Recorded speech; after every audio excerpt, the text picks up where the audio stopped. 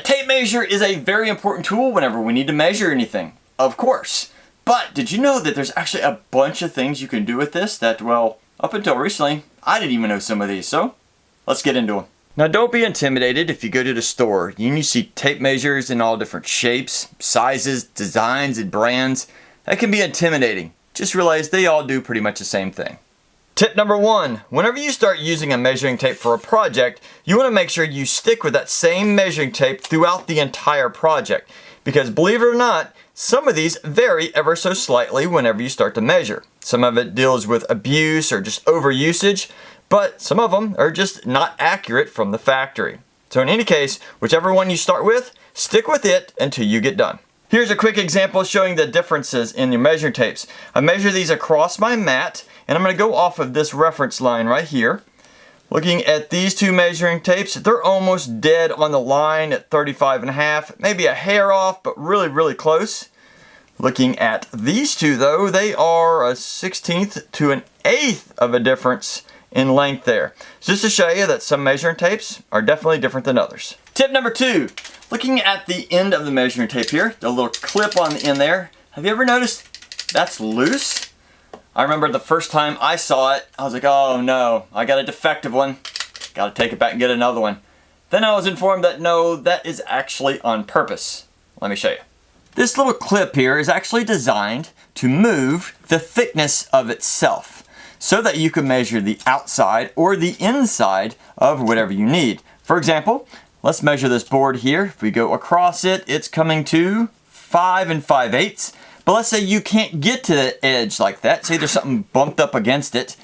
This allows you to bump it up that way, take another measurement, and again, 5 5/8. So that allows you to measure the inside or outside of whatever you need and give you an accurate measurement. Tip number 3, whenever we're trying to do long measurements, if we're off by a 1/16 of an inch, most of the time, not that big a deal. But let's say we're working on furniture or maybe just a small little craft project and you need an accurate measurement and you're not 100% sure if you can trust that clip. Now instead of putting the little clip right there on the end of your piece, rather go out to the 1-inch mark or whatever mark you want to start at and then measure across and get your total, subtract what you started at. In my case, it'll be 11 minus 1, which will get 10 inches. And that way you know that your piece is exactly the length you want. And you don't have to worry about this clip being a little bit off. Tip number 4, I know a lot of the world uses metric. But here in the US, of course, we use Imperial or US measurements. And whenever I measure anything, it's always in inches or feet. But a lot of times I'm trying to cross-reference stuff and it's a little difficult for me to, well, measure in metric. That is, unless you find a measuring tape that has both. Now the measuring tapes that actually have both measurements on it are not super common. Most of them usually have one size or the other. But in those cases, this makes it a lot easier to transfer whatever measurements you need, especially since a lot of things are made in China. And guess what? That's metric. And if you buy them in the US, well, you need those measurements. So easy cross-reference. For tip number 5, did you know that a tape measure can help you draw arcs or circles really easily? Let me show you. Now if we look at the front clip of your measuring tape, you'll notice that on most of them, you'll find a little slot or a little hole right there. That is actually for a nail, so you can use it as a reference point. Now let's say we need to draw an arc across this edge of the board here, so it's nice and round. We're going to use that little slot, little hole there, and we're going to take a nail. We don't want the nail to be very big because we don't want it to throw off the measurements of our tape measure here, but take that nail and we want to place it right about where the center of that circle or arc needs to be. I'll just place it right at about here. Then we're going to take that little slot and we're going to slide it right over the top of that nail. And as you can tell, now the measuring tape kind of makes that arc. But how do we draw that circle? Well, we need to get a pencil. And you want to take your measuring tape here and say I wanted it at 13 inches from the center. We're going to line up the pencil so that it's right about where that 13-inch mark is. Lock your tape in place. Hold everything so it doesn't move. And then we're going to draw that arc right across there. For number 6, we're going to look right back at that little slot that we just showed you. Now, If you've ever been trying to build a project, specifically if you're by yourself. For example, when I built my deck, most of the time I was doing it by myself and I was the only one home. In those cases, whenever you would stretch out your measuring tape to get those long measurements, and sometimes it would just slip off and come sliding right back. And it got very, very frustrating. Well, with that little slot right there on the end of your little clip, we now can take either a small thumbtack or maybe a small nail, put it in the end of the wood exactly where you want to measure it, and now you can get that long measurement and you don't have to worry about it coming loose on you.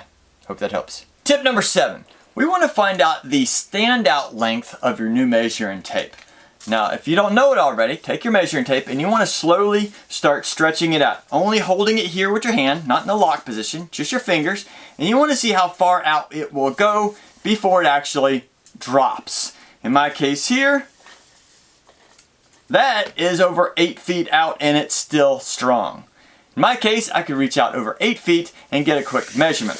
The reason why you want to know this is if you're up on a ladder and say you were trying to measure something that's 12 feet away and your measuring tape will only stand out 8 feet, you got a problem.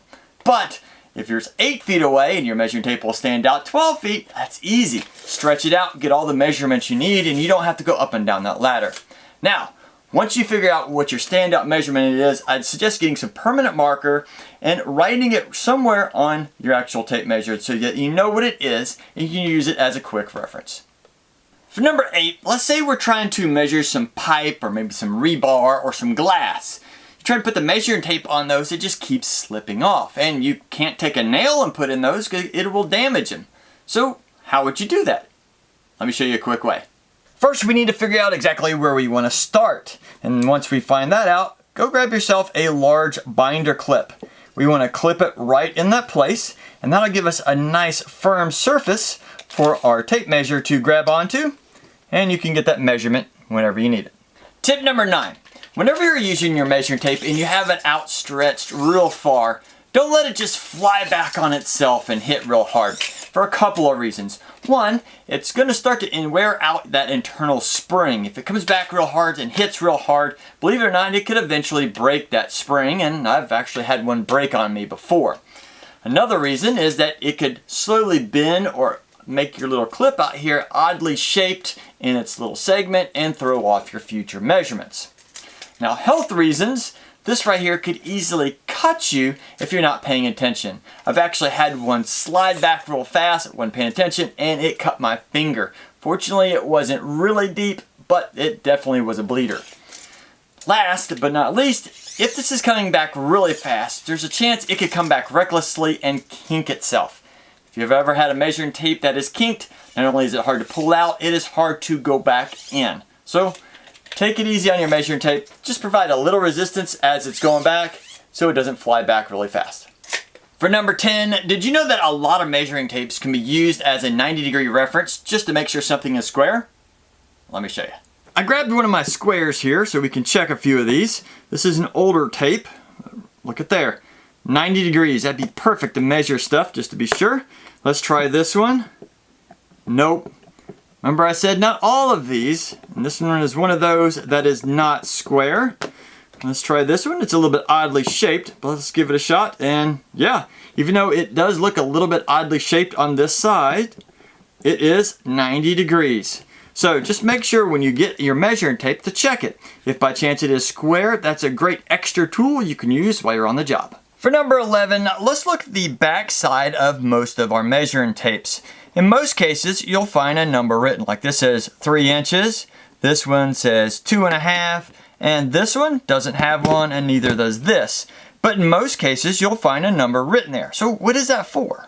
Let's say we need to measure the inside of a box, and well, let's say you can't see the sides very easily, or you don't know if these are 90 degrees, so you can't trust that measurement there. So in many cases, you're going to take your measurement, you're going to go inside, and you're going to try and, well, get that length, but the measuring tape, it's not going to actually fit down in that corner, not without kinking it, and that just messes it up. So in these cases, instead of doing that, we're actually going to take your measuring tape, push it up against one side, pull the tape out against the other, and lock it in place. And then pull it out, and we're going to read this measurement, which is 5 1/4. Then we're going to look at that number on the back, which says 2.5. Well, 5 1/4 and 2.5 is 7 3/4. Well, I know that this box is at 90 degrees, so let's just get a quick measurement and check.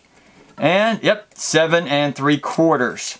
So by doing this, it allows you to find the measurement of the inside without kinking your tape or just making a guess. Just one word of caution. Before you trust that number to be exactly right, pull the measuring tape out just a little bit so there's room, grab another one, and measure it. In this case, it says 2.5. Just make sure that number is what it says it is, and then you can trust it. For number 12, let's look at the inside of our tape measure.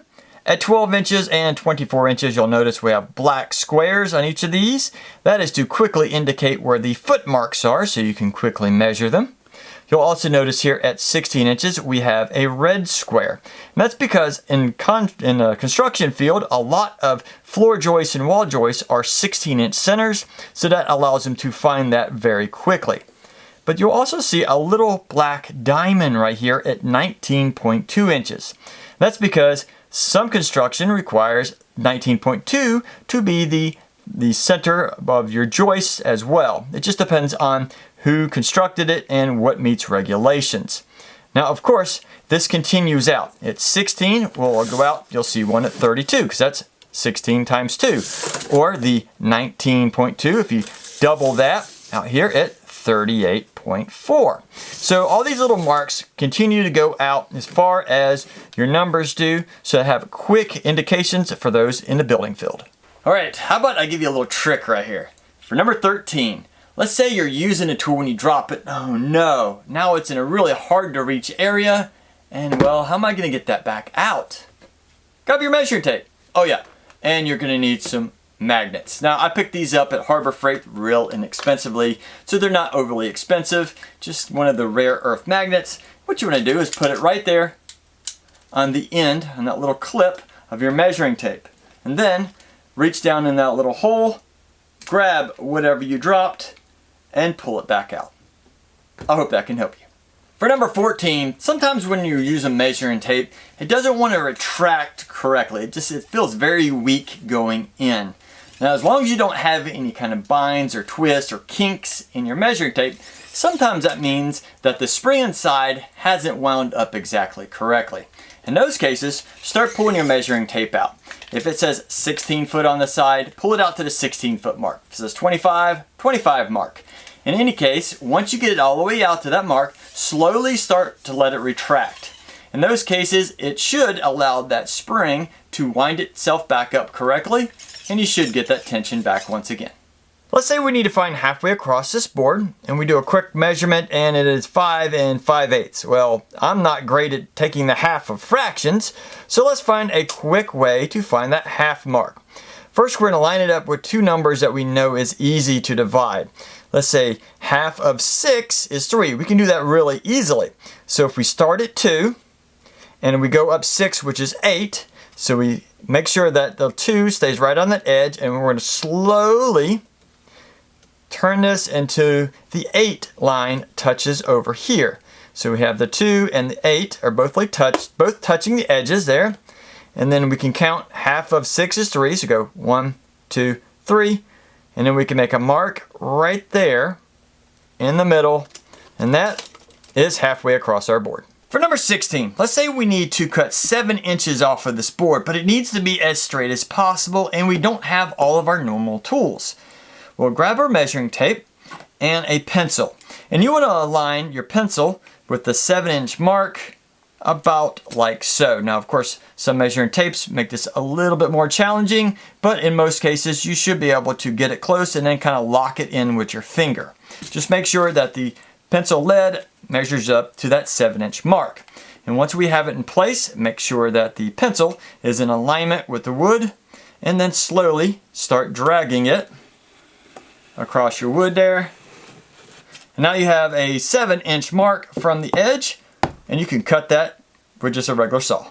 For number 17, let's say we're trying to find all the way around a round object. Maybe we're just trying to find a circumference or figure out the diameter really easily, but we just need to find an easy way around that measurement. I've seen some people in the past take a measuring tape and try and wrap around it, literally bend it around whatever they're trying to measure. And that's really rough on your tape measure, so don't do that. Instead, take a rope or a string, and we want to just gently wrap it around our item there. Find the end of it there where they cross, and then measure that out. In my case, it's about 19 3/4 inches. But in any case, that's a quick way to do it. For number 18, this should be common sense for a lot of people, but it's surprising to see how people abuse these measuring tapes. These are built pretty hardy, but if you let water get inside or sit on them for a long period of time, they will start to rust and degrade pretty quickly. Also, if they get oily or maybe sap from trees on them, then they're going to get all the sawdust collected, and that'll go inside and start jamming up the internals. So in most cases, when you get done using a measuring tape, put it in an area that it will stay clean and dry. For number 19, did you know that a measuring tape can be used as a quick plumb, just to make sure something is straight up and down? Let me show you. Let's say you're installing a large cabinet or a door in place, and you don't have your level, and you just want to make sure it's at least close, pretty close to being perfectly vertical.